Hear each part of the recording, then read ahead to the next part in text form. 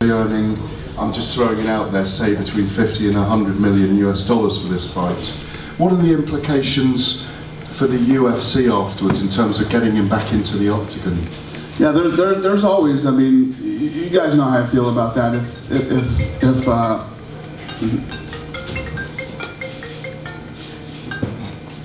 I got you.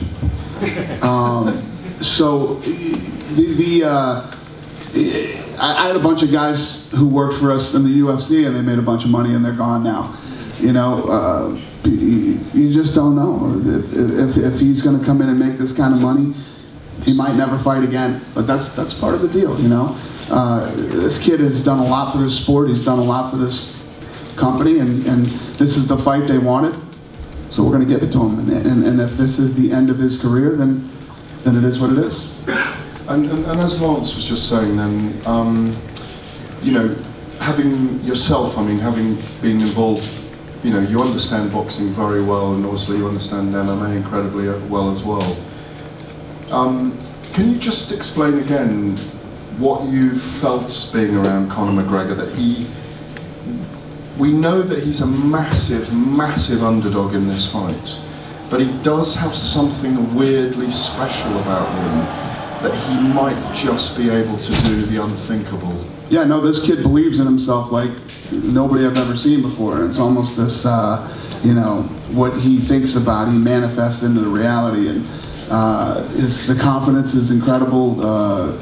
You know, as this tour goes on and as we lead up to this fight, the boxing media will get to know Conor McGregor too, and see the type of person that he is, and he will play the mental warfare game throughout this whole thing, and he will get in there that night. And listen, you never know how a fight's going to be and how it's going to turn out, but you guys know, the guys who do know Conor McGregor, he will go in there and try to knock Floyd Mayweather out. And do you think finally that this is a kind of one-off with MMA beating boxing? Yeah, this is a one-off. Yeah. Thank you. Thank you. Hi. Hello. Hi, Dana. I'm Nancy with WBC, World Boxing Council. Nice to meet you.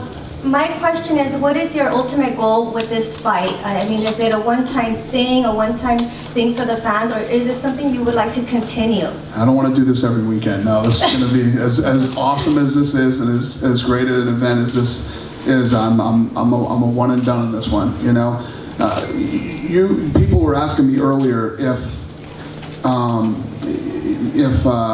there was a rematch clause or any of that type of stuff. There isn't, and to even talk about a rematch, to even think about a rematch, you have to see what the fight is like first.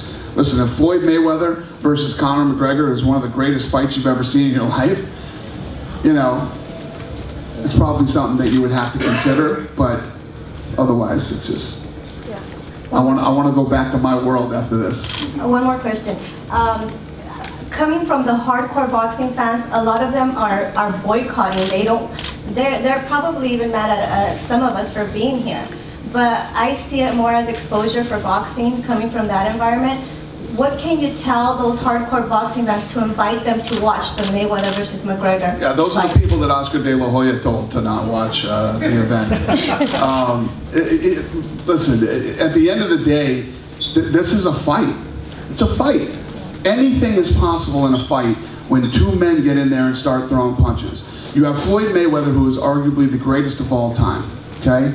Defensively, the greatest fighter to ever live, without a fact.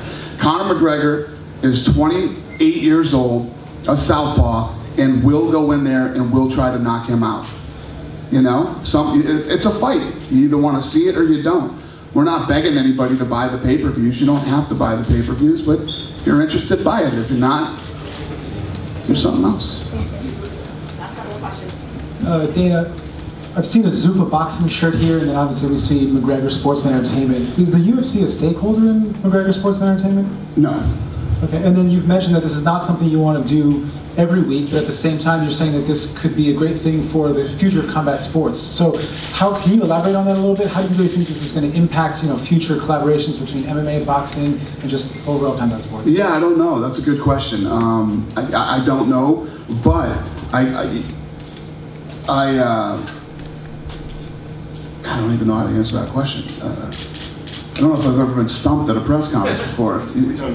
So, I'm not saying that I wouldn't do another boxing fight, but you know, I'm not looking to do boxer versus MMA guy. I'm not looking to do that. Thanks, guys. James Tony, yeah. Good? Thank you guys very much. Have a good day.